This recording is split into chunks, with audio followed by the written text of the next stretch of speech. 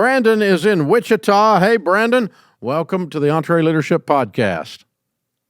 I do appreciate it, sir. You are you're the one person I always told myself that if I ever met you, I would want to strangle you and shake your hand. Well, depending on the order of that, I'm glad we're doing this on the phone. Okay, cool. Yeah,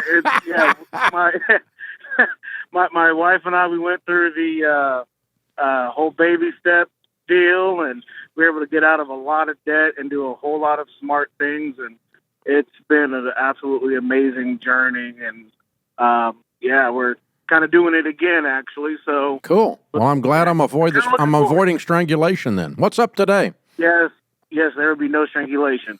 So what's going on now is I have been working for a heating and air company for the last 6 years. And over the last 3 to 4 years, I've been really contemplating purchasing the company. And so we've been kind of just looking into how that's going to go.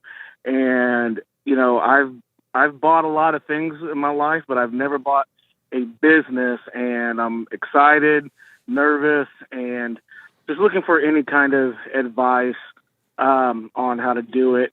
Just to give you some background on the company, it's been in business for 61 years.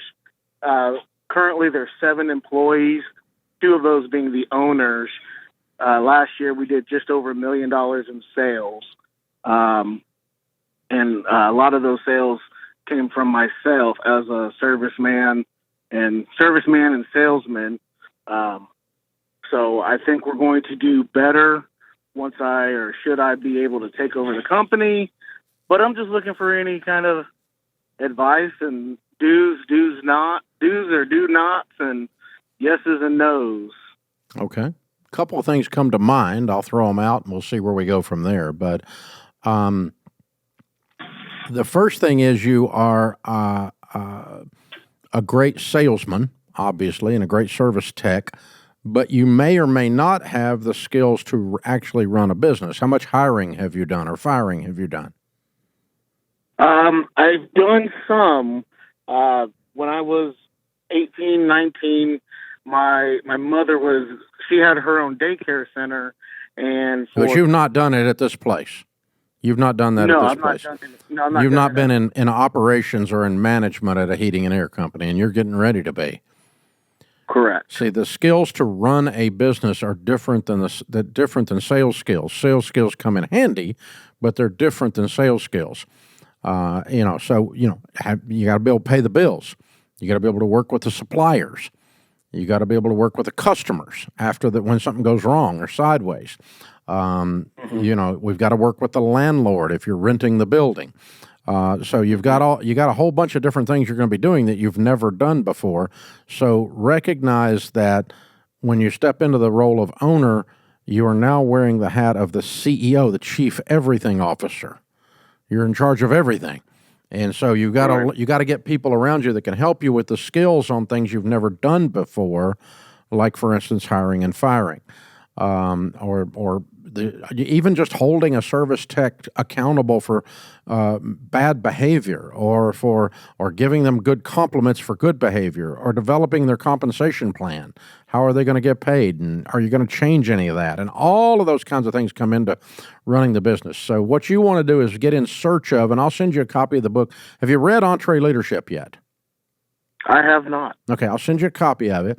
That's a good place to start, because that's the playbook on how we grew our business from a card table in my living room. And that'll get you started on this. And you may want to jump into EntreLeadership Elite. You can get a free trial in that and get some coaching of the different areas. But what you're trying to source here with those two things, or any other place you go to, is I need skills that I don't yet have to run a business. And you need to source those and start getting them around you. Good CPA in your corner, that kind of thing. Now, then switching gears, the other thing that comes to mind is how you're going to do the purchase and what you're going to pay for it. Don't go to the bank and take out a big loan and write this guy a check. Because if the next year there's a pandemic and you can't pay the payments, you'll lose everything. So don't go in debt to buy a business, a traditional SBA loan or traditional bank loan or those kinds of things. What I would do is work with the owner to establish a price, and then here's what I would do. What do you make now? What's your income? I'm about 52,000 a year. Okay, and you can live on that.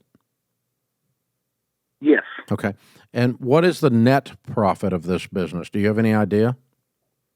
Net profit, I believe, last year was around 60,000. On $1 million? Yes. Your margins suck. Something wrong. I would agree. Yeah.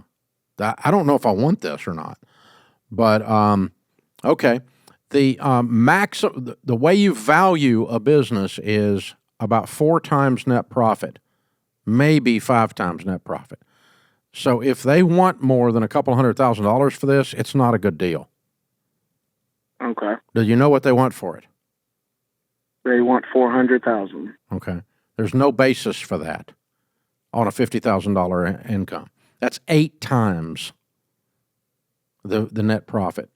That's double what it's worth, roughly. It might be worth $250, but it's not worth $400 unless you've got the net profit figure wrong. I hope to God you do, because I hope that they're including like high salaries to themselves that you won't have or something. Mm. You think they're taking that's net profit after they paid themselves a big salary? I do. I don't. I see them being more modest people, but I honestly don't know. Well, I mean, they could pay themselves a big salary and be modest when they got home. I mean, that's possible. Yeah. So what I'm trying to figure out is what the real margins are on this company, because for a heat and air company, you ought to be doing better than 5% margin. That's rough. Okay, so anyway, let's get into the numbers and figure out what the numbers are a little bit better.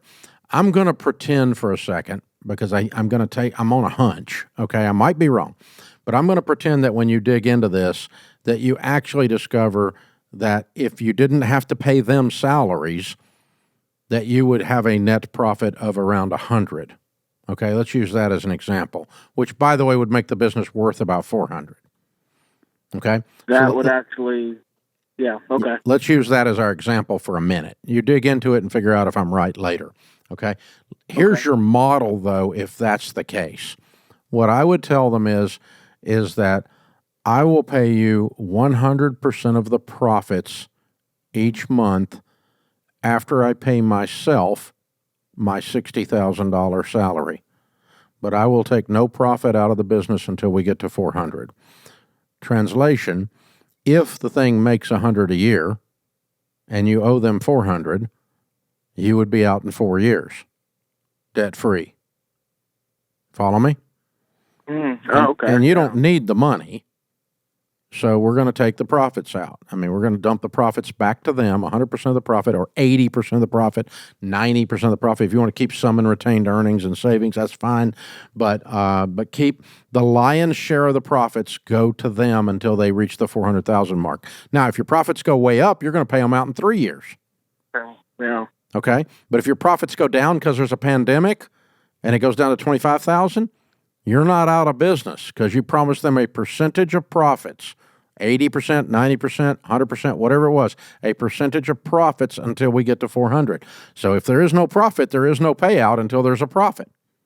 So if something goes sideways over there, then you don't go bankrupt. And that's what I'm trying to keep you from doing. So let's work on the valuation, about 4 times, maybe 5 times the real net profit, after you pay all salaries that really need to be paid to operate the business. So whatever they're actually doing every day, if you got to hire somebody to do what they're doing, that would come out before you figure out the net profit. That number times 4 or 5, and then say the formula is I'm going to give you 80%, 90% of the profits. I'm just going to take my same pay, 60 grand, maybe a little bump there from 52 to 60, but I mean 60 grand is not out of control until we get you your 400. And then I'll be free and you'll have your pile of money quickly. And that's appealing to them. they get their number, and you don't go broke if something happens like a pandemic and you get squeezed off of the other side. So that's the route to go with this, my brother. Hey, man, but really lean into the other part. We're going to pick up and send you a copy of the book EntreLeadership and get you going. Jump into EntreLeadership Elite and do the free trial and start studying how to operate a business. It's a different skill set than sales, different skill set than being a technician. This is the EntreLeadership Podcast.